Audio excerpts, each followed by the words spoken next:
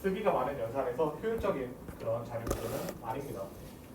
비프로스트리 같은 경우에도 그 비프로스트리 챕터 마지막에 나오는 슬라이드에 보면 하나의 인설트 연산 혹은 하나의 딜리트 연산에 의해서 파일 IO가 최대 한 번 이상 일어나는, 최소 한 번 이상 일어나는 그런 문제를 발견할 수 있었습니다.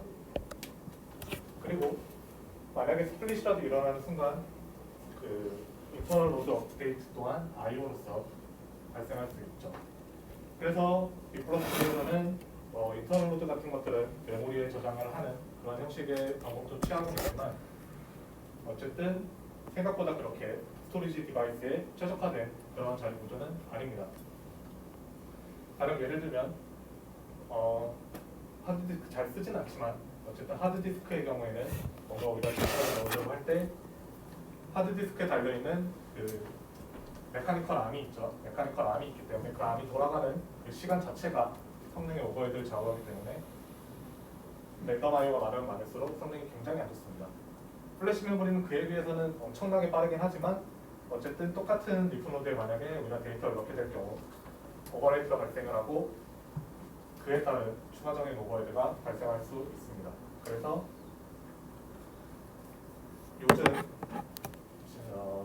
데이터베이스들 중에서도 좀 더 최적화된 그런 데이터베이스들이 있는데, 가령 예를 들면 우리가 여태까지 언급했던 그런 MySQL이나 아니면 뭐 오라클 혹은 SQLite마저도 어쨌든 데이터베이스의 풀 피처들을 다 제공하기 위한 그런 데이터베이스 시스템이라면, 최근에 NoSQL 등 새로 나온 데이터베이스들은 불필요한 피처들은 제거를 하고, 그리고 우리가 필요한 그런 자료에 맞는 그런 간단한 시스템을 만들자라는 그런 움직임이 있었습니다. 그런 것들을 키밸류 스토어라고 보통 얘기를 하는데, 그런 키밸류 스토어에서 가장 많이 쓰이는 자료 구조가 로우 스트럭처드 워지 툴이라고 합니다.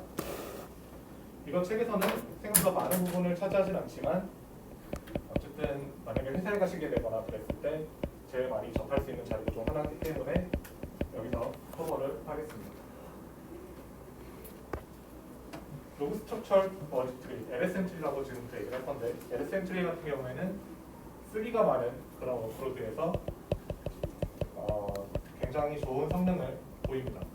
그 이유는 뒤에 일단 설명을 할 건데, 어쨌든 이 라이트 인텐시브 워크로드에서 지금 보일 수 있는 라이트 인텐시브 워크로드라고 하는 것은 어쨌든 인설트가 많은 연산이고, 그래서 인설트 할 때 엄청 빠른 성능을 보입니다. 왜 그런지는 뒤에서 설명을 드리도록 하겠습니다.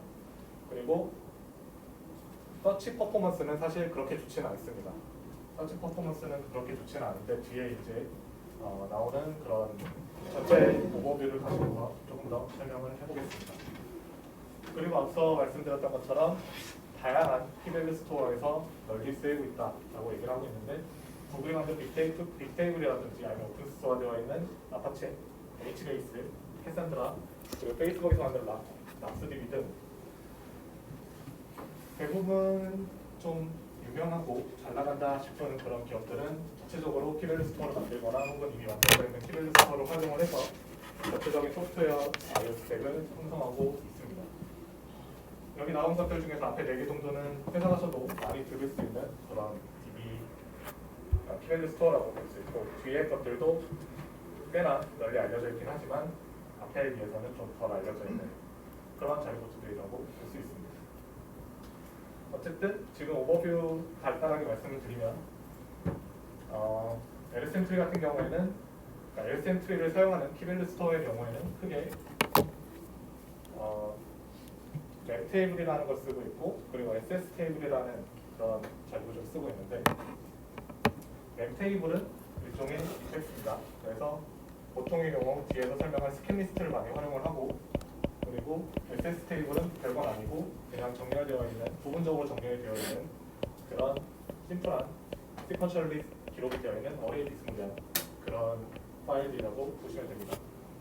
그래서 첫 번째로 만약에 IO가 들어오면은 웹 테이블에 기록이 되고, 이 웹 테이블이 꽉 차면 이제 더 이상 수정할 수 없는 이뮤터블 웹 테이블이 되고, 그 이뮤터블 웹 테이블이 백그라운드부터 SS 테이블에 저장이 되는 그런 그런 형태를 취하고 있습니다. 여기까지 질문 있으실까요?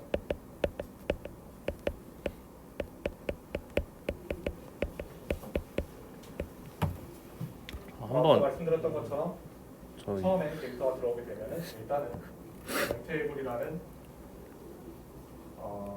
엠테이블이라는 그런 이제 컴포넌트에 들어가게 되는데, 이 엠테이블은 만약 지금 보시면 이 자리 구조가 있는데, 이 자리 구조가 스키니스트라는 일종의 링크드 리스트 향상된 버전이라고 보시면 됩니다.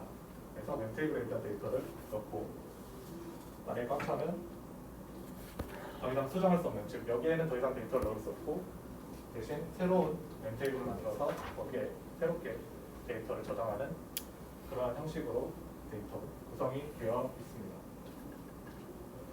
그리고 스킨리스트에서 실제 데이터만 뽑아서 정렬된, 즉 이 전체적으로 SS 테이블, 즉 다시 얘기하면 디스크에 저장되어 있는 모든 데이터가 전체적으로 정렬되어 있는 게 아니라 이 멤 테이블에 대해서만 정렬을 해서 그 데이터만 뽑아서 데이터만 디스크에 저장한 형태가 SS 테이블이라고 보시면 됩니다.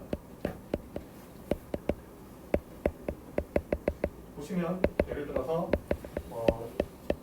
지금 멤 테이블이 몇 번 이제 꽉 차서 만약에 SS 테이블에 저장이 되어 있다고 봤을 때, SS 테이블 내에서는 어쨌든 SS 테이블을 가지고 있는 그 자체의 키들은 정렬이 되어 있는 상태입니다. 보시면 첫 번째 SS 테이블은 10부터 29까지 순서대로 정렬되어 있는 거고, SS 테이블 두 번째 거는 45부터 75까지 정렬이 되어 있는 상태이고, 세 번째 SS 테이블은 60부터 100까지 정렬이 되어 있는 그런 상태입니다.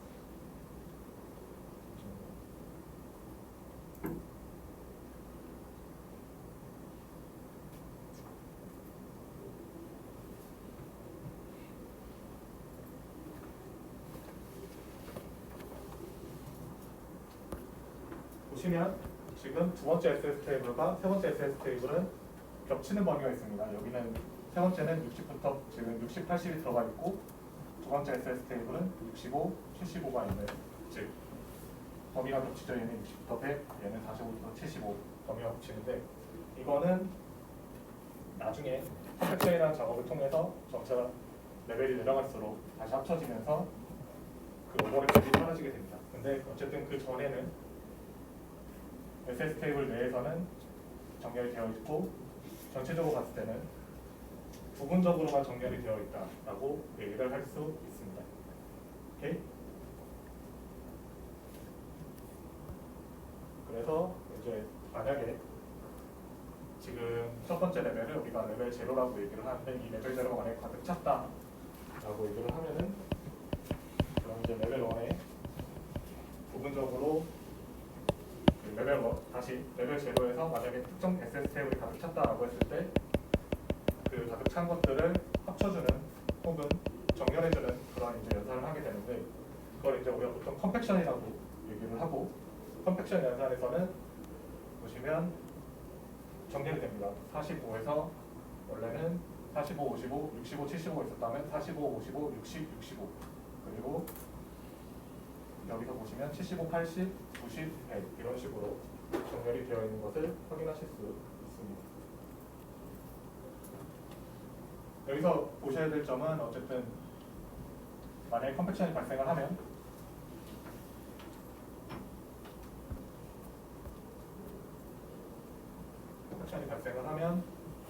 그러면 선택된 SS 테이블이 내려와서 합쳐질 수도 있고 혹은 정렬이 될 수도 있고 이런 상태인데, 보통의 경우는 합쳐지는 형태를 보입니다. 그래서 좀 더 큰 그런 SS 테이블을 가지게 됩니다. 이 경우에는 이제 다 옮겨졌으니까 여기서 없을 수 있는데, 지금 보시면 예를 들어서 45라는 키를 기준으로 봤을 때 우리가 첫 번째로 레벨 0에서 한 번 쓰이는 걸 봤고, 그리고 레벨 1에 지금 한 번 더 쓰이는 걸 확인을 했죠. 그리고 만약에 계속해서 데이터가 들어오게 된다면 결국에 이 레벨 1에 있는 테이블들도 뭔가 합쳐져서 레벨 2를 구성을 하게 될 겁니다. 그럼 마찬가지로 또 45가 아래에 쓰일 가능성이 있는데, 이런 식으로 같은 값들이 여러 번 쓰이는 그런 문제가 발생할 수 있습니다. 이거를 우리가 보통 라이트 앰플리케이션 프로블럼이라고 얘기를 합니다. 쓰기 중폭 현상이라고 얘기를 합니다.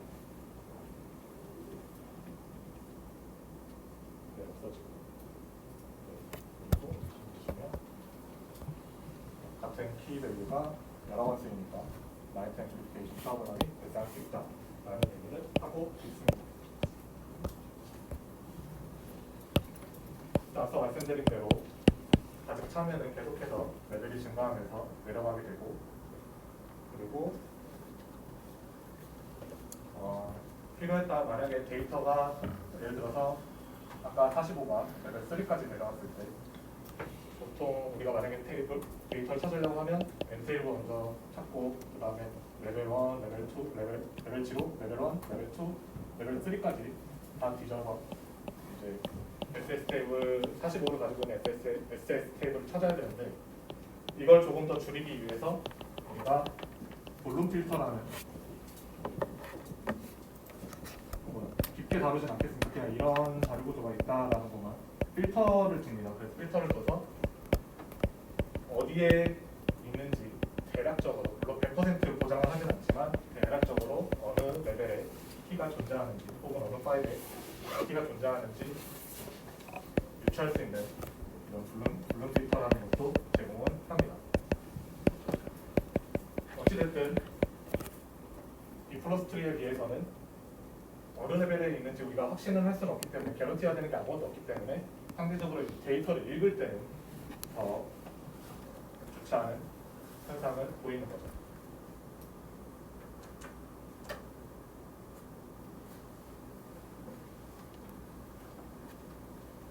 그럼 왜 지금 슬라이드 중에 하나 빠진 게 왜 그러면 이게 좋냐라고 얘기를 하는데, 이 플러스 트리보다 좋은 이유는 그겁니다. 결국에 이 플러스 트리는 데이터 하나하나 넣을 때마다 예를 들어서 그냥 간단한 데이터가 있을 때 우리가 만약에 키를 연속적으로 쭉 넣으면 이 노드에 들어갈 수도 있고 이 노드에 들어갈 수도 있고 혹은 스플릿이 일어나서 뭔가 다른 랜덤한 그런 로드에 발생할 수도 있습니다. 근데 만약에 우리가 지금 LSM 트리를 쓰게 된다면 어쨌든 램 테이블이 가득 찼을 때 큰 덩어리로 한 번에 디스크에 쓰게 되기 때문에 큰 덩어리를 시퀀셜리 쓸 수 있다는 그런 장점이 있습니다. 디플러스 트리에 비해서. 그렇기 때문에 시퀀셜리 씀으로 인해서 추가적인 우리가 예를 들어서 디스크 암으로 시크하는 그런 하드 디스크에서 그런 오버헤드도 줄일 수 있고, 심지어 SSD에서도 엄청 짧긴 하지만 스틱 오버헤드가 있긴 있는데, 블락을 찾는 오버헤드가 있긴 있는데, 그 블락 오버헤드조차도 어쨌든 시퀀셜리 기록을 함으로써 최소한 그런 특징을 가집니다. 그러한 오버헤드는 우리 뒤에 쿼리 프로세싱하는 챕터에서 다시 한번 얘기를 하도록 하겠습니다. 그리고 다시 이 슬라이드 내용으로 돌아와서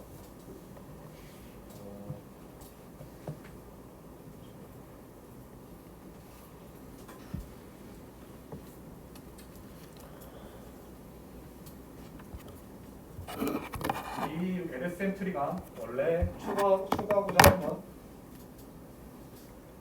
메모리 라이트는 굉장히 빠르고 그리고 시퀀셜리 기록을 하니까 좀 빠르게 뭔가 데이터를 기록을 할 수 있는 그런 것들을 원래 추구하고 1995년도 하여튼 그쯤 만들어진 건데, 현실에서는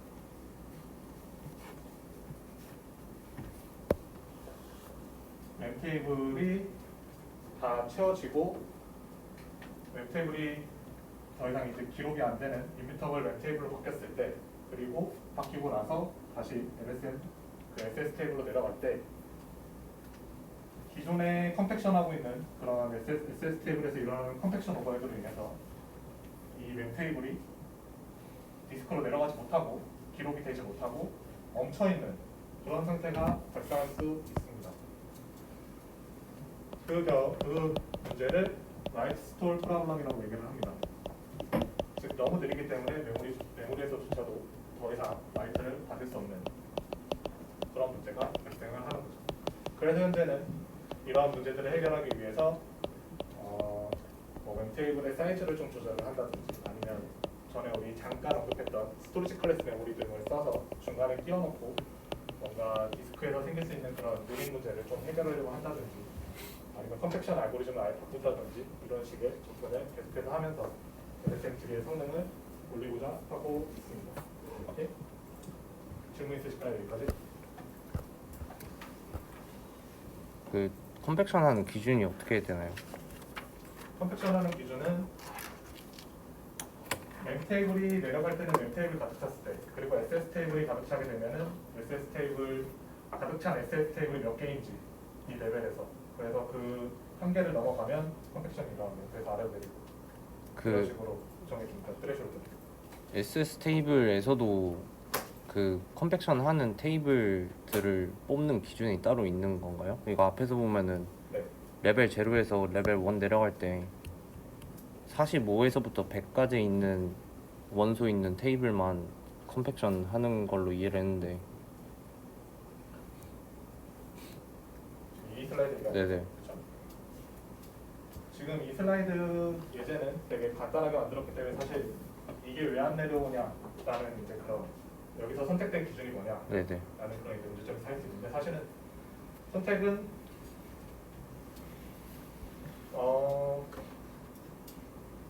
만약에 여러 디스크가 만약에 여러 SS 테이블이 있고 그 SS 테이블이 모두 다 가득 찼다라고 했을 때, 만약에 머징을 하면 어느 SS 테이블들이 오버랩이 많고, 그러니까 즉 겹치는 그런 숫자 기간이 많고 이런 것들을 다 고려를 해서 컴팩션을 하거든요. 그래야 오버랩이 줄고 한 테이블에서 더 많은 데이터를 넣을 수 있을 테니까 순서대로. 여기서는 지금 보면은 45랑 아까 뭐였죠? 65, 75가 뭐 같이 있고 이런 식으로 두 개는 오버랩이 되어 있는 상태였고, 첫 번째 파일의 경우에는 오버랩이 전혀 없었죠. 그래서 오버랩이 있는 애들 우선 먼저 합쳐지는 그런 기준으로 머징이 발생한 겁니다. 오케이? 네, 알겠습니다. 좋은 질문이었습니다. 자, 추가적인 질문 있으실까요?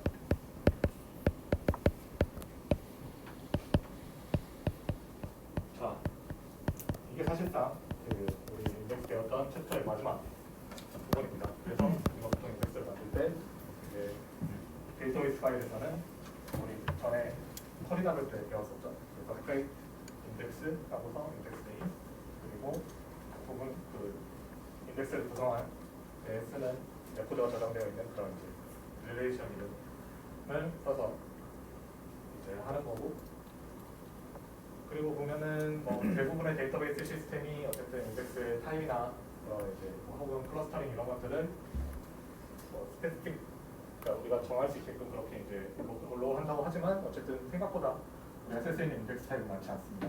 대부분 빅버스트리 혹은 몇몇 개에서 뭐 해시나 이런 것들을 더 추가적으로 쓸 수는 있긴 하지만, 어쨌든 대부분 빅버스트리이고, 우리가 고를 수 있는 뭐 세컨더리일지 아니면 프라이머리 인덱스인지 이런 것들 주로 많이 고를 수 있죠. 그리고 데이터베이스 시스템에서는 우리가 만들어주지 않아도 어쨌든 프라이머리 키를 기준으로 자동적으로 만들어주는 인덱스를 만들어주는 경우가 있다고 합니다. 뭐 대부분 모든 인덱스 데이터베이스에서 그렇다고 책에서는 그러는데 아직 이거에 대해서는 확인해보지는 못했습니다. 그리고 만약에 우리가 포린 키를 사용을 하게 되면 이제 some 데이터베이스는 몇몇 데이터베이스는 그 포린 키에 대해서도 그 인덱스를 만들어준다라는 그런 얘기를 하고 있습니다. 그럼 물론 이제 우리가 예를 들어서 뭔가 내추럴링이나 이런 것들 할 때 좀 좋을 수는 있겠죠. 어쨌든 이렇게 추가적으로 만들어주게 되면은 쓰는 그런 뭐 스토리지나 아니면 메모리 공간들이 우리의 기대치보다, 우리가 예상했던 것보다 더 많이 쓰일 수 있습니다. 어쨌든 인덱스를 쓰게 되면은 데이터베이스가 크다는 기준 하에 많은 성능의 이득을 볼 수 있습니다. 근데 빅버스트리 같은 경우에는 업데이트하는 게 아시다시피 상당히 오버헤드가 크기 때문에 꽤 오버헤드를, 그러니까 다시 얘기하면 코스트가 더 많이 든다라고 얘기를 할 수 있습니다. 여기까지 질문 있으실까요? 자, 그럼 아까 웹테이블에서 썼던 웹테이블에서 썼던 자료도 스킵리스트에 대해서 한번 잠깐 알아보고 봅시다. 스킵리스트는 사실 데이터베이스 책에도 안 나오고, 그리고 자료고지에서도 아마 배우지 않는 것으로 알고 있습니다. 하지만 굉장히 또 많은 곳에서 쓰이기도 하고 그리고 꽤 여러 학교들에서 따로 이것을 가르치기도 합니다. 그래서 우리도 한번 배워보자 해서 제가 슬라이드를 구성을 해왔습니다. 먼저 첫 번째로 볼 수 있는 게 링크드 리스트입니다. 링크드 리스트 보시면 지금 정렬이 되어 있죠. 정렬된 링크드 리스트라고 보시면 됩니다. 뭐 이렇게 꼭 만들 필요 없지만 저는 예제로 정렬된 링크드 리스트를 가져왔습니다. 지금 여기 보이는 링크드 리스트는 그렇게 길이가 길지 않지만 예를 들어서 링크드 리스트의 노드가 대략 뭐 몇백만 개 혹은 몇천만 개, 억 개 뭐 이런 식으로 만약에 구성이 되어 있다라고 했을 때 링크드 리스트에서 가장 안 좋은 점은 우리가 이 링크드 리스트의 중간값이 뭔지도 알 수도 없고 그리고 점핑하는 것도 사실 상당히 우리가 이 링크드 리스트에 대해서 많은 정보를 알고 있다는 가정하에 가능한 일이지 그렇지 않고 만약에 헤드 포인터만 주어졌을 경우에는 전혀 그런 정보 없이 모든 노드를 다 트래버스 해야 되는 그런 문제점이 발생합니다. 그리고 문제는 이 트래버스하는 오버헤드가 디스크에 비해서는 메모리에 있으면 물론 당연히 싸겠지만 메모리에 있는 자료 구조들끼리 비교를 하면 모든 노드가 다 랜덤하게 보면 다 랜덤하게 알로케이션 될 거기 때문에 즉 시퀀셜리하게 이 노드들이 다 알로케이션 되지 않을 거기 때문에 하드웨어 프리패처나 아니면 캐시의 그런 효과들을 전혀 볼 수 없습니다. 즉 메모리가 가지고 있는 레이턴시들은 모두 다 얘가 오버헤드로서 감당을 해야만 합니다. 그래서 이런 문제점들을 조금 수월하게 해결을 하면서도 링크드 리스트가 가지는 그런 업데이트와 다시 인설트와 딜리트 연산이 좀 간단하다는 그런 특징을 살리고자 하는 자료 구조가 스킨 리스트입니다. 스킨 리스트 보시면 사실 이 표현이 좀 헷갈리게 되어 있는데 얘는 그냥 제일 아래 레벨, 즉 이게 하나의 세트라고 보시면 됩니다. 그러니까 제일 낮은 레벨이 그러니까 아무것도 위에 없는 레벨이 이거라고 보시면 돼요. 그랬을 때 데이터들은 모두 다 링크드 리스트처럼 연결이 되어 있습니다. 되어 있는 거고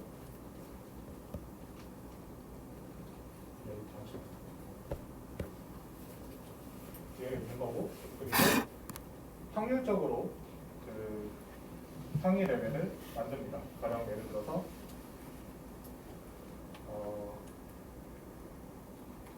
랜덤 함수를 돌리거나 아니면 뭔가 그런 확률적인 함수를 만들어서 그래서 그 확률적인 함수를 돌려서 레벨이 몇이 될지 보통 이제 플립 알고리즘이라고 얘기를 하는데 뭐 예를 들어서 하나 이상의 레벨을 만드는 건 2분의 1, 뭐 위의 레벨은 4분의 1, 뭐 위의 레벨은 8분의 1 이런 식으로 쭉 잡는 그런 알고리즘들이 있는데 어쨌든 여기서 얘기하고자 하는 건 이러한 레벨 혹은 이러한 레벨을 만들 때 정해진 따로 알고리즘 없이 그냥 랜덤하게 몇 레벨을 내가 몇 번째 레벨을 만들지 정해서 만약에 레벨은 1단계만 만들겠다라고 하면은 지금 원래 아래에 데이터 연결되어 있는 거 위에 하나의 더 레벨이 있죠.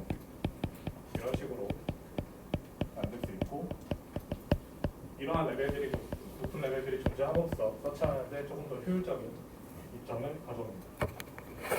그래서 예시를 가지고 있는데 만약에 우리가 지금 여기 있는 데이터 27을 만약에 찾으려고 할 때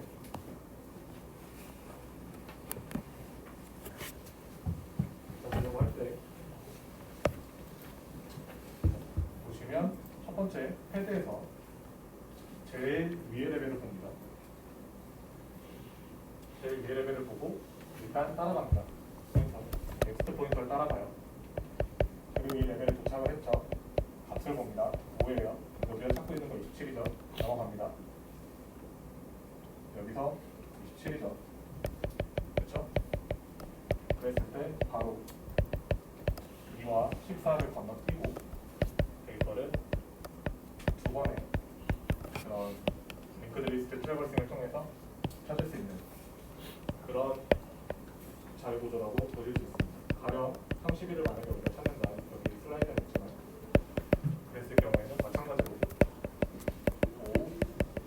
23이니까 계속 진행을 하고 27, 지금 30일 찾는 다른 이벤트입니다. 그랬을 때 27은 30일보다 작으니까 일단 보는데 멸값이죠. 그래서 가지는 않고 내려옵니다.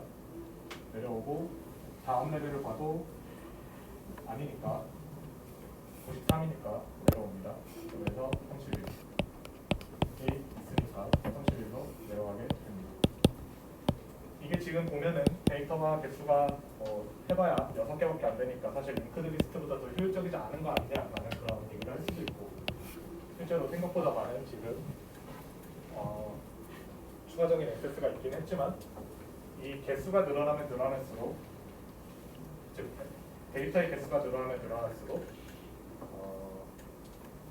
그리고 레벨들이 어느 정도 좀 존재하면 어느 정도 많이 존재하면 존재할수록, 그리고 그 레벨들이 좀 페어하게 유니폼하게 분산이 되어 있을수록 효율적으로 불필요한 링크 리스트의 트리들을 건너뛰고 그로 따라서 우리가 필요한 키와 그에 따른 밸류를 찾을 수 있는 거죠.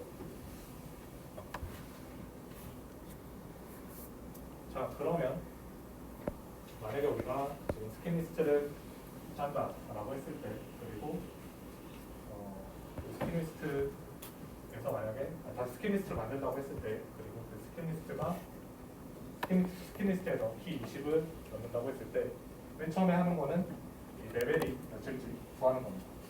지금 보면은 레벨 0, 1, 2, 3 이렇게 있는데, 만약에 랜덤하게 값을 구해서 이 레벨이 3보다 큰 값이 나오면 레벨 4가 되는 거고, 그 경우에는 이 해서가 4로 더 커지고, 그리고 레벨 4에 맞게 뭔가 새로운 그런 자리 구조가 만들어집니다. 근데 어쨌든 여기서는 지금 레벨 2를 가지고서 먼저 예시를 가져보겠습니다.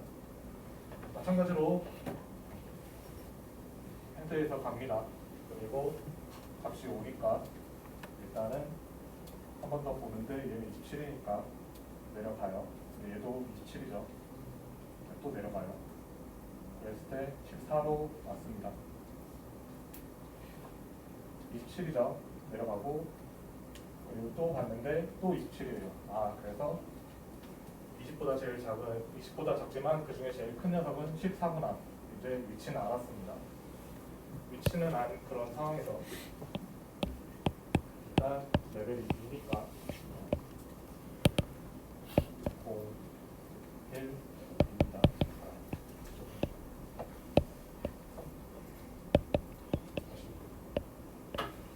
0, 1입니다. 이렇게 해서 지금 레벨 2 것을 일단 알로케이션을 합니다. 지금 아직 연결이 되어 있진 않아요. 위치는 찾았고 거기에 알로케이션 할 거고, 이제 링크드 리스트를 이어줘야 됩니다. 링크드 리스트 이어줄 때 먼저 리트 모드부터, 그러니까 제일 아래에 있는 데이터 이어주는 부분부터 빨간색으로 색칠이 되어 있죠. 연결을 해주고, 그리고 그 위에는 업데이트를 해주고, 그리고 그 다음 가장 마지막 레벨이죠. 업데이트를 해줍니다. 그러면 다음부터는 이제 예를 들어서 21을 찾는다라고 하면은 어떻게 내려가서 여기 밑에 통과를 해야 되는 그런 이제 차이가 발생을 하겠죠. 여기까지 질문 있으실까요?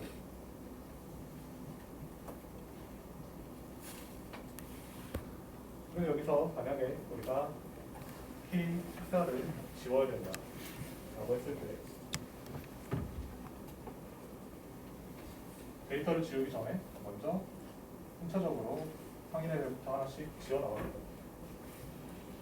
지우고, 그리고 빈 공간은 우리 원래 링크드 리스트 이어주듯이 다음 그 넥스트 포인터 가리키는 링크드 리스트를 다시 노드를 가리켜주게 됩니다.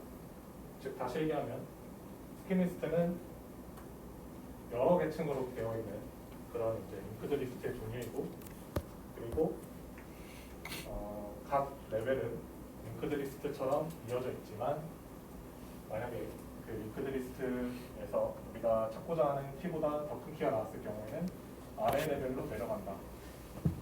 이런 식의 트래버싱 알고리즘을 가지고 있습니다. 오케이? 질문 있으실까요?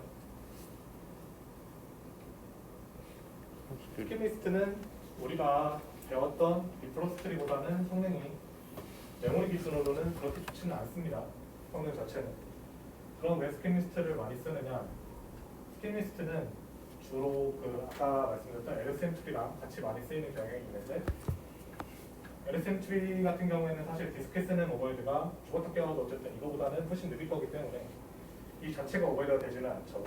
그 대신 링크드 리스트보다 빠르고 그리고 링크드 리스트가 가지고 있는 그런 업데이트가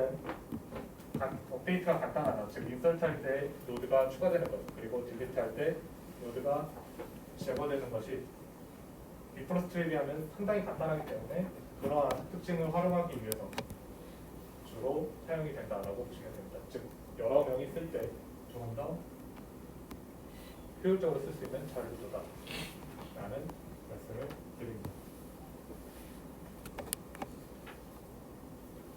자, 이제 길었던 인덱스 챕터는 끝났습니다. 지금부터는 쿼리 프로세싱 관련된 얘기를 할 겁니다.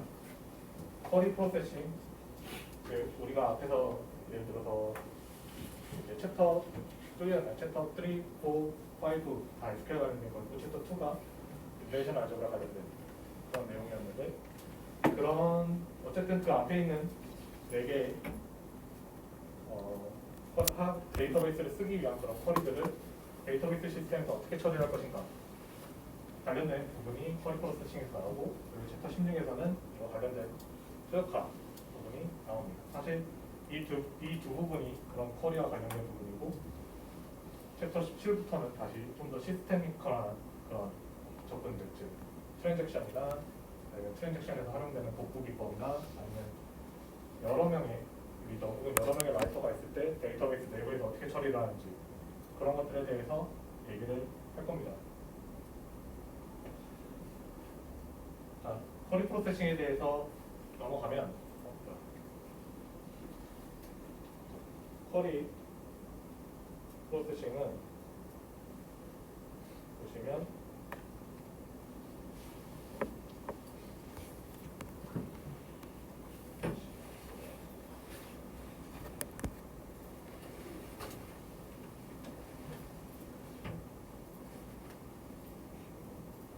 들어가 있는지 모르겠지만 어쨌든 보시면 팔싱과 트래버싱, 팔싱과 옵티마이제이션 그리고 옵티마이제이션 이벨레이션이 있습니다. 팔싱과 트랜스레이션이 있습니다. 무슨 얘기냐? 예를 들어서 우리가 쿼리를 줍니다. 뭐 셀렉트문을 줄 수도 있고 셀렉트문 보통 직접 쿼리를 줍니다. 그리고서 뒤에 이제 간단한 하나의 릴레이션에서 하나의 어트리뷰트 관련된 것들을 요청을 할 수도 있고 아니면 하나의 릴레이션에 관련된 복잡한 그런 여러 애트리뷰트를 활용하는 그런 쿼리를 줄 수도 있고 아니면 여러 릴레이션에 관련된 것들을 줄 수도 있습니다. 어쨌든 이런 쿼리를 받으면 parser가 쿼리를 나눠줍니다.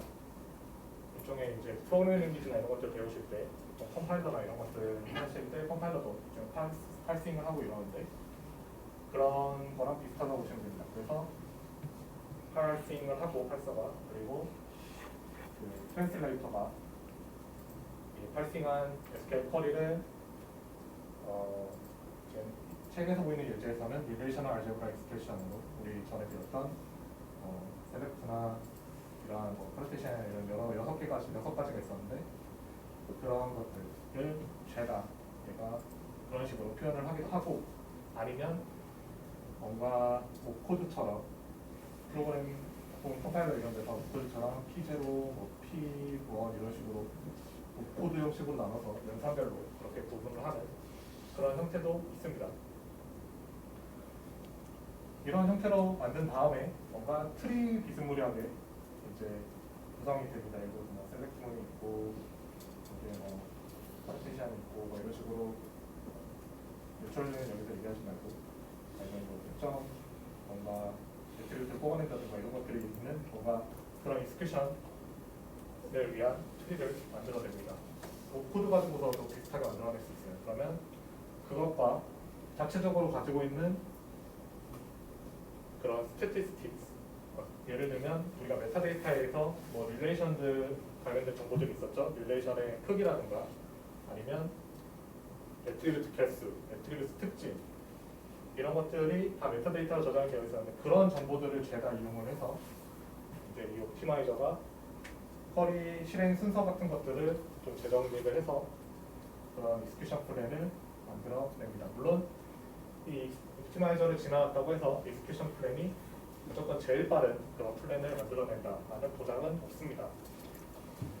어디까지나 DB가 가지고 있는 기본적인 자료와 그리고 그 자료를 기반으로 한 기본적인 알고리즘만 가지고 있기 때문에 전혀 이제 그런 관련된 정보는 없고, 그리고 그런 익스큐션 플랜을 가지고서 이밸류에이션 엔진을 만듭니다. 이밸류에이션 엔진을 만드는 게 아니라 이밸류에이션 엔진에서 평가를 합니다. 데이터를 실제로 가지고. 그리고 그 이밸류에이션 엔진이 결국에 아웃풋을 만들어내는 거죠.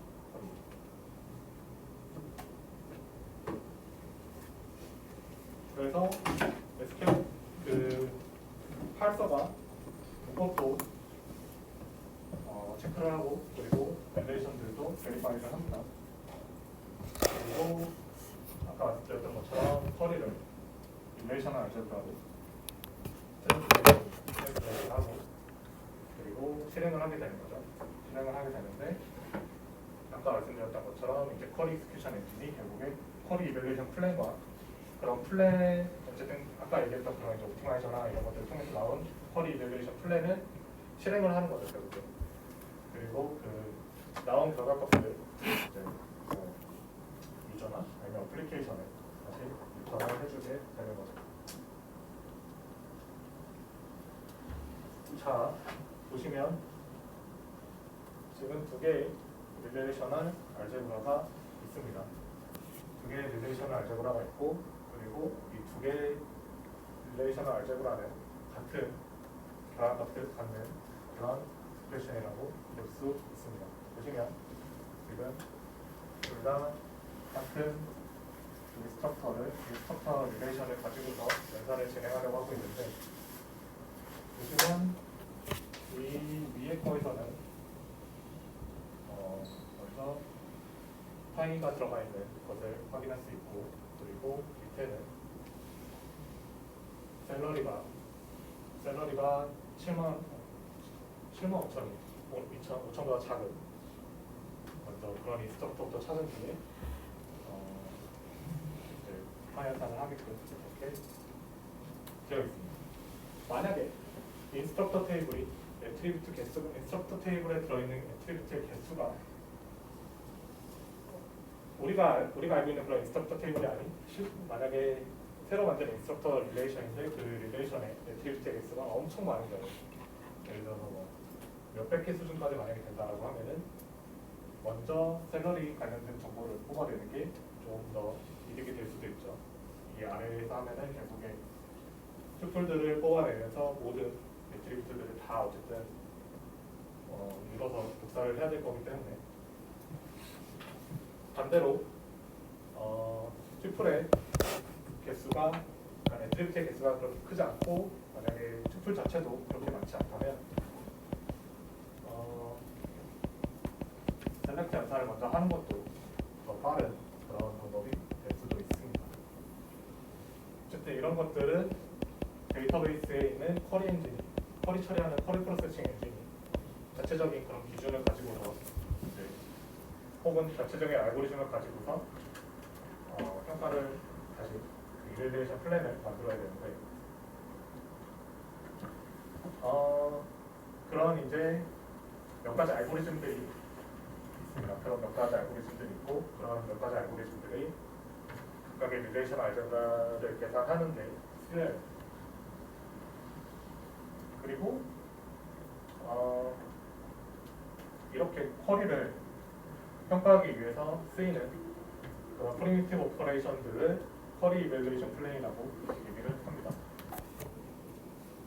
예를 들어서 만약에 우리가 샐러리 정도를 찾으려고 할 때 75,000보다 작은 그런 이제 샐러리가 75,000보다 작은 그런 인스트럭터를 찾으려고 한다라고 했을 때 우리가 사실 세컨더리 인덱스가 있고 그 세컨더리 인덱스가 샐러리에 대해서 만들어진 그런 인덱스라면 쉽게 찾을 수 있겠죠. 또는 그냥 그 75,000보다 큰 인스트럭터를 찾기 위해서 뭔가 릴레이션들을 죄다 스캔하는 그런 상황이 발생할 수도 있습니다.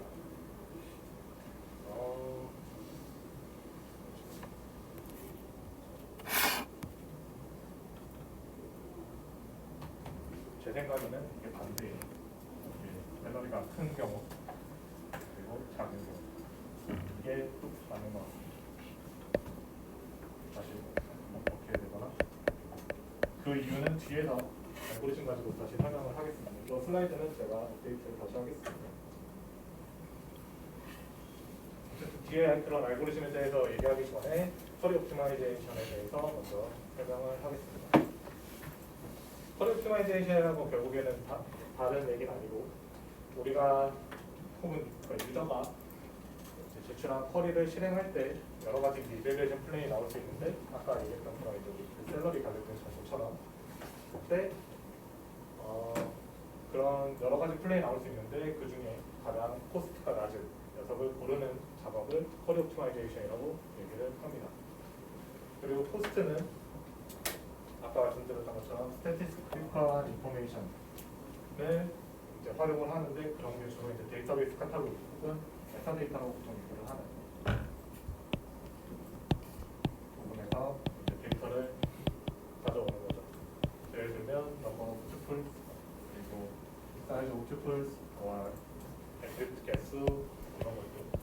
그래서 다시 얘기하면 이 챕터에서는 쿼리 코스트를 어떻게 측정할 것인지 그리고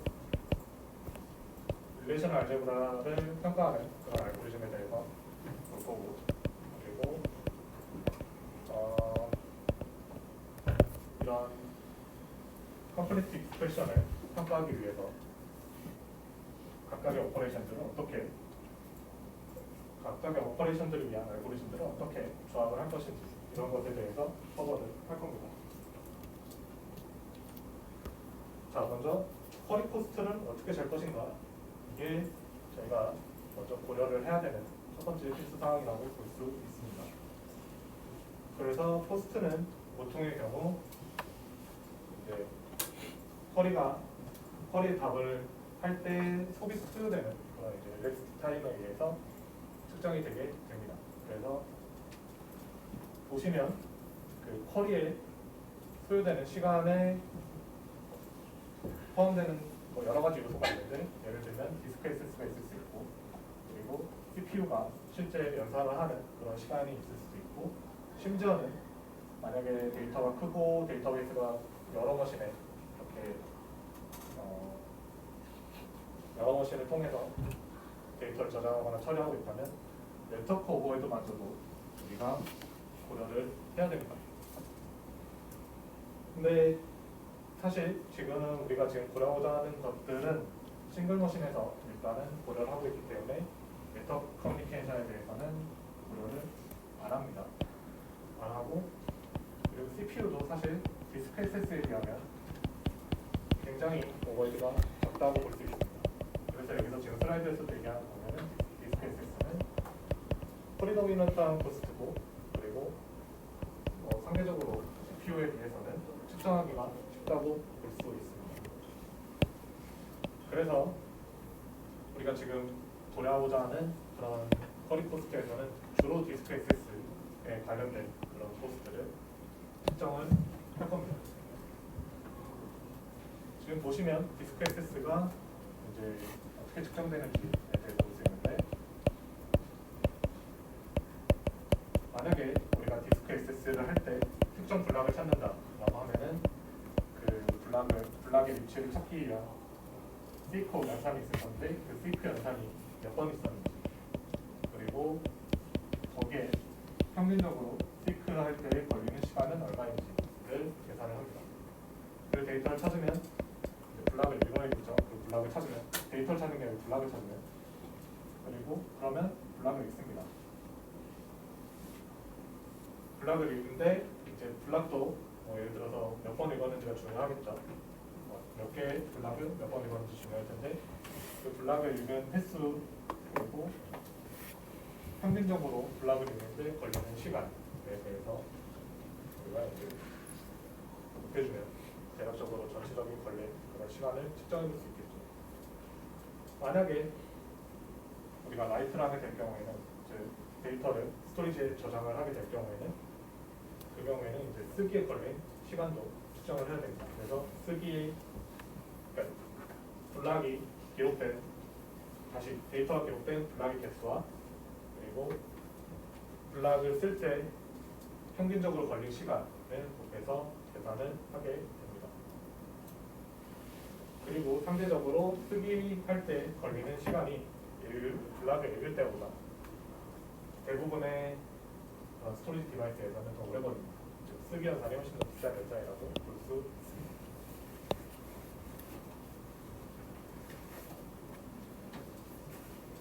어쨌든 우리는 여기서 좀 더 간단하게 하기 위해서 간단하게 하기 위해서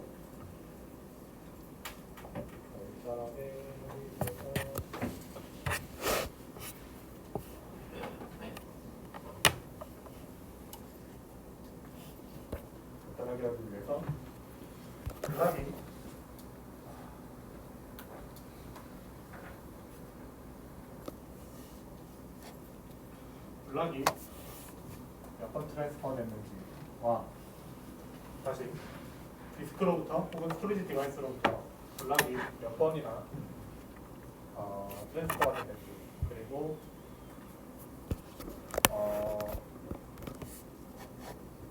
그 블락을 찾기 위해서 우리가 몇 번의 시크 연산을 했는지에 대해서 걸린 시간과 다시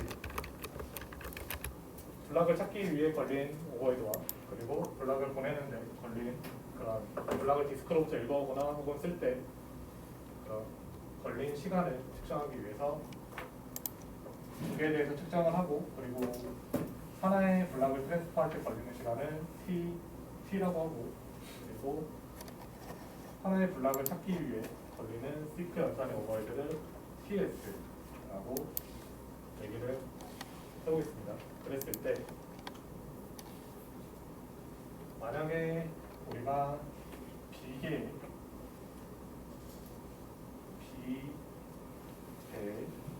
블락을 트랜스퍼한다 라고 했을 때 B와 그리고 트랜스퍼할 때 걸리는 시간을 곱셈을 하고 그리고 그 B개의 블락을 찾을 때 걸린 시크 오버헤드를 이제 몇 번 만약에 시크 했는지 그 S번에 시크를 했다면 그때 그만큼의 걸린 시간을 구하기 위해서 한 번 시크 할 때 걸리는 시간인 TS를 곱해주는 즉 다시 얘기하면 B개의 블락을 읽기 위해서 S번의 시크 연산을 했다면 B개의 연산을 트랜스퍼할 때 걸리는 시간을 B 곱하기 PT 그리고 시크 연산을 할 때 다시 B개의 연산을 찾기 위해서 S번 시크 연산을 했다면 곱하기 TS라고 볼 수 있습니다. 이때 어쨌든 아까 앞에서 얘기했던 대로 CPU 코스트의 경우에는 디스크에 비하면 굉장히 빠른 CPU 성능은 디스크에 비하면 굉장히 빠른 성능을 보이기 때문에 CPU 코스트가 대세에는 크게 영향을 주지 않는다라는 그런 가정하에 CPU 코스트를 일단 무시합니다. 여기서 얘기하는 그런 쿼리 코스트에서는. 그리고 만약에 쿼리가 실행이 되고 나서 아웃풋이 나왔을 때 그 아웃풋을 디스크에 쓴다는 것도 고려하지 않습니다. 다시 얘기하면 그 아웃풋 나오는 그런 쿼리 아웃풋을 처리하는 그런 오버헤드에 대해서는 고려하지 않겠다라는 얘기입니다. 그 질문 있으실까요?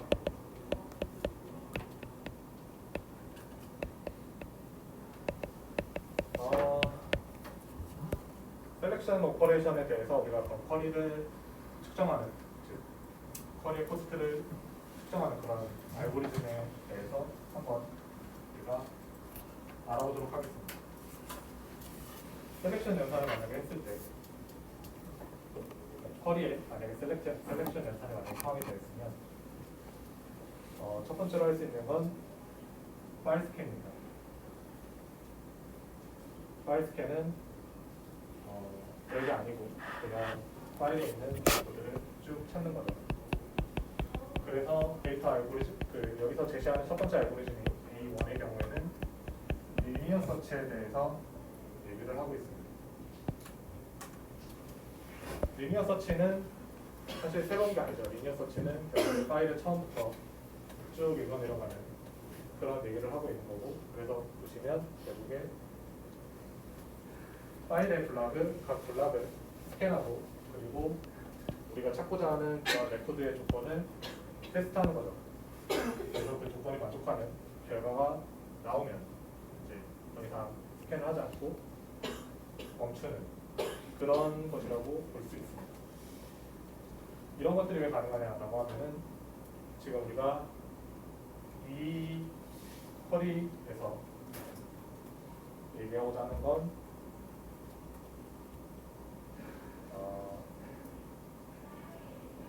정렬이 어느 정도 정렬이 되어 있다라는 그런 가정이 있기 때문에 지금 얘기를 하고 있는 겁니다. 어쨌든 코스트를 예측하려면 먼저 블락의 트랜스퍼가, 즉 몇 개의 블락을 읽었는지가 중요한데, 블락을 읽기 전에 먼저 해야 될 점은 이 파일의 첫 번째 블락을 스토리지 디바이스로부터 찾아야 된다는 거예요. 그래서 첫 번째 이니셜 스테이트 오버헤드가 먼저 발생을 합니다. 그러고 나서 첫 번째 블락을 찾으면 그 블락으로부터 이제 쭉 읽어 내려가는 거죠. 쭉 읽어 내려가는 거고요. 여기서 지금 예제로 들고 있는 건 파일에 존재하고 있는 블락들은 연속적으로 저장이 되어 있다라는 것을 가정하고 있습니다. 그래서 이 R은 어쨌든 우리가 데이터를 찾기 위해서 읽은 블락의 개수라고 보시면 되고, 만약에 이 상태에서 이 셀렉션이 만약에 유니크한 키 애트리뷰트에 대해서 우리가 찾고 있다라고 한다면 조금 더 빨라지겠죠. 그래서 평균적으로 0.5의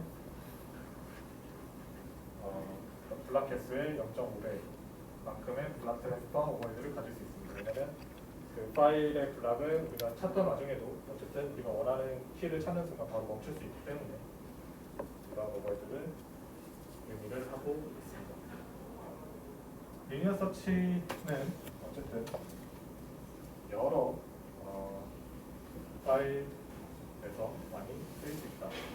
그러니까 인덱스나 이런 것들에 비해서 상대적으로 널리 활용될 수 있는 가장 기본적인 방법이지만 어쨌든 널리 쓰이기도 하는 방안이다라고 얘기를 하고 있습니다.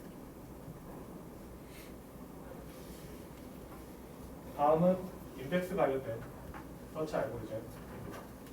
그래서 지금 A2와 A3가 있는데 둘 다 프라이머리 인덱스를 활용을 하고 그 프라이머리 인덱스로 B 플러스 트리를 활용을 하는 그런 상황입니다.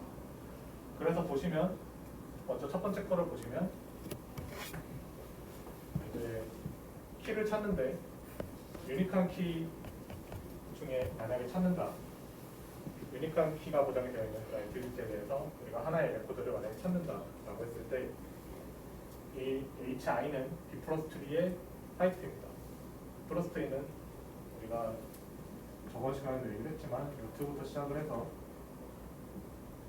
인터널 노드들이 있고 그리고 리프 노드들이 존재를 하고 있죠. 근데 보시면 각 레벨에서 하나씩만 어쨌든 통해서 리프 노드까지 도달을 하기 때문에 하나의 노드가 하나의 데이터 블락에 저장이 되어 있다고 가정을 하고 계산을 하게 되면 하이트만큼의 액세스가 발생을 합니다. 일단 그 B 플러스 트리를 만약에 트래버싱 할 때 생기는 그런 오버헤드. 그리고 그 하이트만큼 트랜스퍼를 해야 되고 브로스트리 얼로케이션 같은 경우에 시퀀셜하게 얼로케이션 된다는 보장이 없기 때문에 시크 연산도 함께 발생이 되어야 합니다. 그리고 리프노드를 만약에 찾았을 경우 그 리프노드를 어쨌든 읽겠죠. 이제 메모리상에 있을 텐데 거기서 우리가 원하는 레코드를 키를 통해 찾았을 것이고 키와 페어가 되어 있는 그런 포인터 값을 이제 발견을 합니다. 그 포인터가 결국에 만약에 파일로 따지면 이제 파일의 옵셋 정보나 이런 것들이 될 수 있는데 그 정보를 통해서 이제 데이터가 실제로 저장되어 있는 블락을 읽어줍니다. 그게 바로 이제 이 1이 의미하는 거고 그래서 이 실제 데이터를 담고 있는 블락에 대한 트랜스퍼와 그리고 시크 연산이 같이 포함이 된다라는 얘기를 하고 있습니다. 그리고 A3에서는 비슷한 연산이지만 유니크하지는 않습니다. 논 유니크한 키에 대해서 찾아야 되기 때문에 첫 번째로 비트리 연산을 합니다. 비트리 연산을 하고 그리고 그 비트리를 트래버싱 할 때 필요한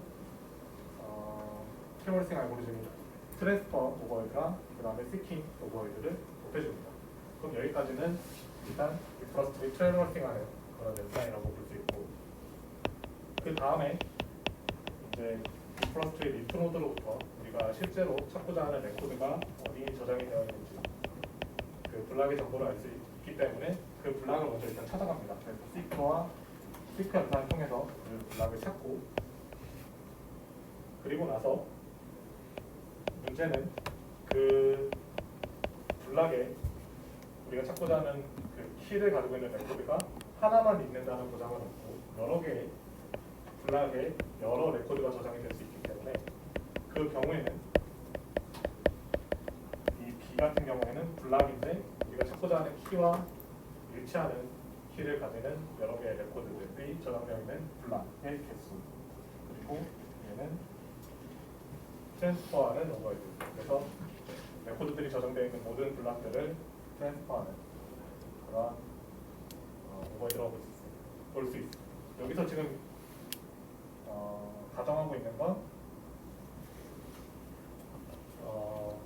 파일이 시퀀셜하게 저장이 되어 있고 블락에 저장이 되어 있기 때문에 만약에 우리가 예를 들어서 키 50에 대해서 찾는 그런 셀렉션 컬이었다. 근데 애트리뷰트가 유니크니스가 보장이 안 된다라고 하면은 첫 번째 50이 있는 부분을 찾고 50부터 계속 50을 가지고 있는 녀석들을 쭉 찾아야 되기 때문에 여기 찾는 시크 한번 그 이후로는 시크 연산 없이 계속해서 블락을 읽으면 된다. 라는 의미의 질문 있으실까요?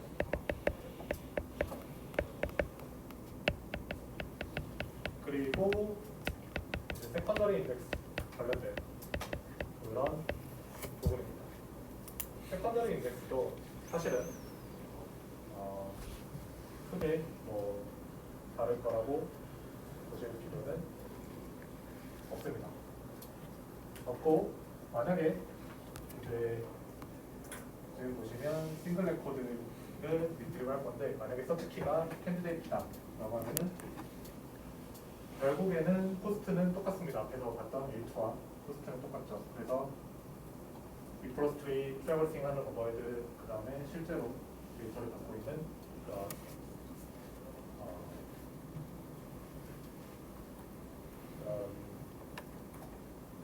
그 블락을 읽어오고 찾는 그런 연산이라고 볼 수 있죠.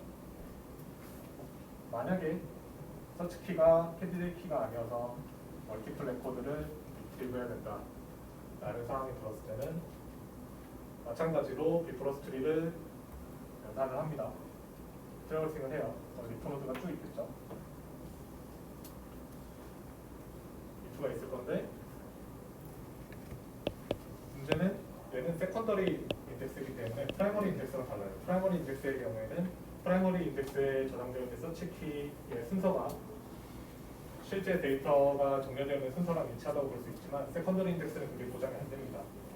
그렇기 때문에 만약에 레코드들이 각각 다른 블락에 저장되어 있을 수 있고 그 경우에는 그 레코드들이 저장되어 있는 블락의 개수만큼 개수가 n이라고 치면 그 n개만큼의 시킹을 해야 되고 그리고 트랜스퍼도 해야 됩니다. 그래서 아까 봤던 그 A3와는 조금 다른 공식을 가지게 됩니다. 여기까지 질문 있으실까요?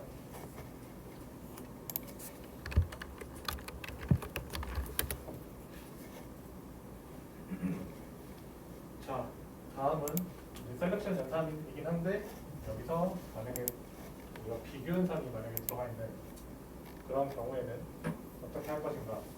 예를 들어서 애트리뷰트 조건이 예를 들어서 A가 V보다 작거나 같던지 아니면 A가 V보다 크거나 같던지 하는 그런 연산이 있을 수 있죠. 그랬을 때 이제 어떤 게 낫냐라는 걸 이제 봤을 때 만약에 이 A가 V보다 만약에 큰 그런 모든 A를 찾겠다라고 했을 때 여기서는 인덱스를 쓰는 게 좀 더 효율적입니다. 인덱스를 써서 어쨌든 우리가 찾고자 하는 최소값 V보다 큰 것 중에 최소값부터 쭉 뒤에 있는 키들을 다 스캔을 해야 되기 때문에 먼저 플러스 트리 인덱스 연산을 통해서 이제 필요한 리터노드를 찾고요. 그리고 리터노드를 찾은 후에 다시 얘기하면 이제 이 A는 V보다 크거나 같다를 충족하는 그런 일단 일종의 A 값을 인덱스를 통해서 최소 A 값을 찾은 후에 시크 연산을 통해서 그 블락을 찾아가고 그리고 그 블락을 찾은 이후에는 이 조건을 만족하는 모든 A 값을 찾아야 되기 때문에 이 조건을 충족하는 모든 A 값을 저장하고 있는 블락들의 개수 B 그리고 그 B개의 블락을 트랜스퍼할 때 걸리는 시간 다시 얘기하면 블락을 트랜스퍼할 때 걸리는 시간 TT를 곱해서 그 전체 블락을 트랜스퍼할 때 걸리는 시간을 계산을 해주게 됩니다. 만약에 A가 V보다 작은 녀석을 다 찾아야 된다고 했을 때에는 인덱스를 굳이 인덱스를 만약에 쓰게 되면은 A보다 다시 V보다 작은 혹은 V랑 같은 것 중에 제일 큰 값을 먼저 찾고 역으로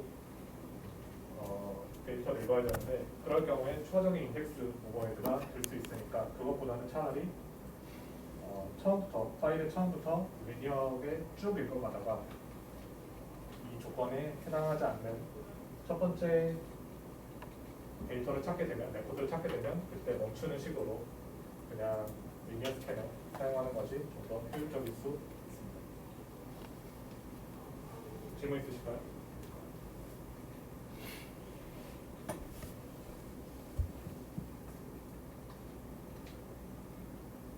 그 다음에 지금 보시면 만약에 컴페리션을 쓸 때 그리고 세컨더리 비트러스트리 인덱스를 만약에 활용하는 경우다 라고 하는 경우에는 첫 번째로 A가 V보다 클 때 혹은 같을 때를 보시면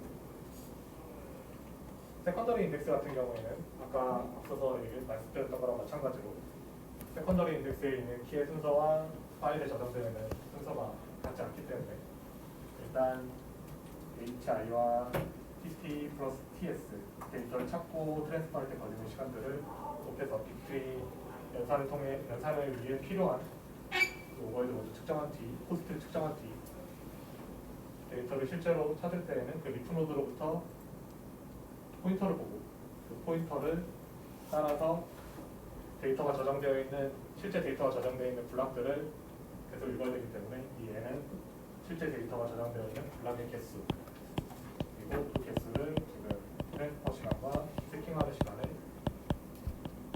시간을 정한 것에 해주고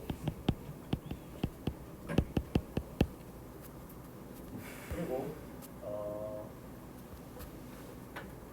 A가 만약에 작은 경우에는 그냥 추가적인 E 플러스 트리 트래버싱 연산하지 말고 제일 작은 리프 노드부터 쭉 그냥 인덱스의 리프 노드들을 그냥 쭉 스캔을 해서 이 조건을 해당하는 녀석들을 모두 찾은 뒤에 그에 해당하는 레코드들을 저장한 블락들을 한 번에 읽게끔 그렇게 하시면 됩니다. 즉 어쨌든 이 두 가지를 앞에 A5도 그렇고 A6도 그렇고 따로따로 구분을 해서 처리를 해야 된다라는 그런 얘기를 하고 있습니다. 어쨌든 세컨더리 인덱스를 쓰고 있기 때문에 순서가 다르고 레코드의 순서가 다르고 그렇기 때문에 추가적인 I/O가 필요합니다. 레코드를 읽을 때 그 레코드를 실제로 저장하고 있는 블락들을 읽어야 되니까 그래서 때때로 유니언 파일 스캔이 더 빠를 수도 있습니다. I/O 개수를 줄이는 부분에서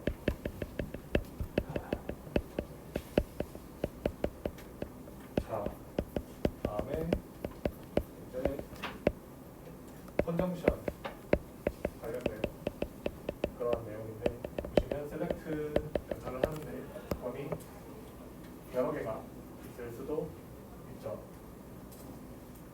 그랬을 때 조건을 일단 먼저 정합니다. 이제 만약에 여러 개의 조건을 정할 수 있으면 정하는 것도 좋은데 어쨌든 하나의 조건을 정하고 그리고 알고리즘도 정합니다.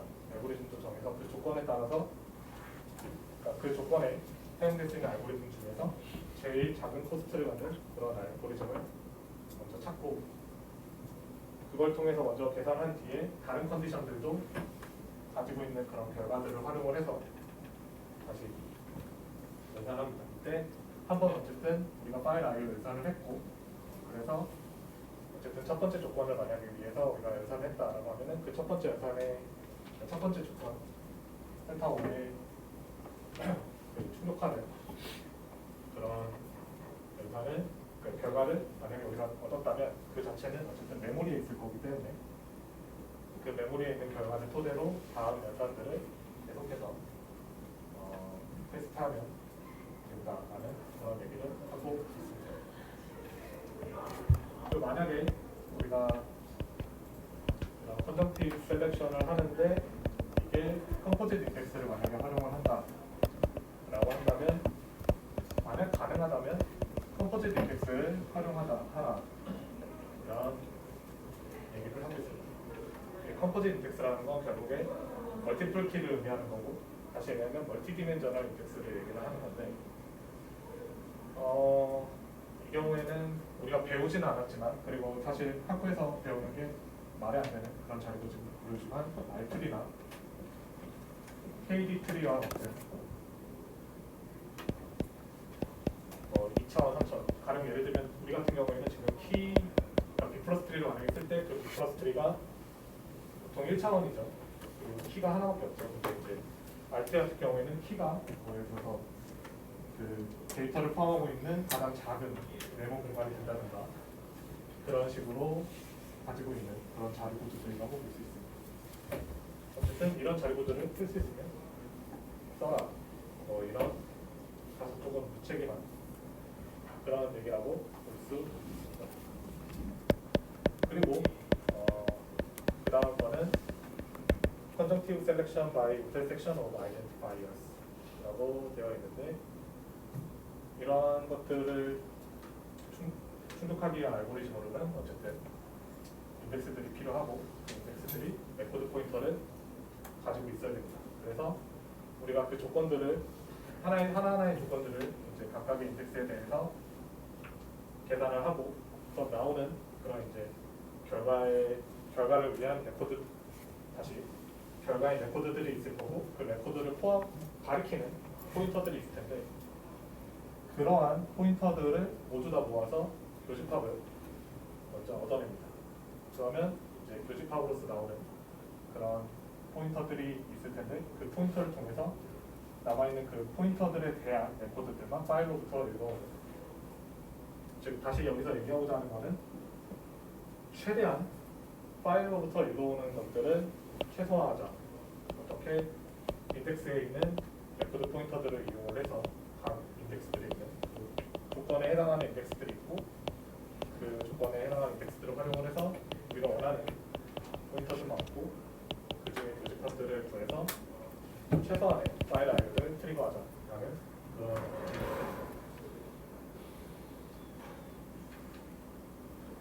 그런 거고 다음은 이제 디스정틱 셀렉션이라는 게 있는데 이것도 이제 포인터 가지고 연산을 할 수 있으면 하라는 거고 인덱스들을 통해서 만약에 그게 불가능하면 그냥 리니어 서치를 하라는 얘기인 거고 미게이션 연산은 우리가 사실 뭐 할 수 있는 게 별로 없기 때문에 그러니까 인덱스 가지고 살 수 있는 건 별로 없기 때문에 리니어 스캔을 통해서 찾거나 아니면 이 미게이션을 해당하는 레코드의 개수가 굉장히 적다면 그때는 인덱스를 쓰라 라는 그런 얘기입니다. 질문 있으실까요?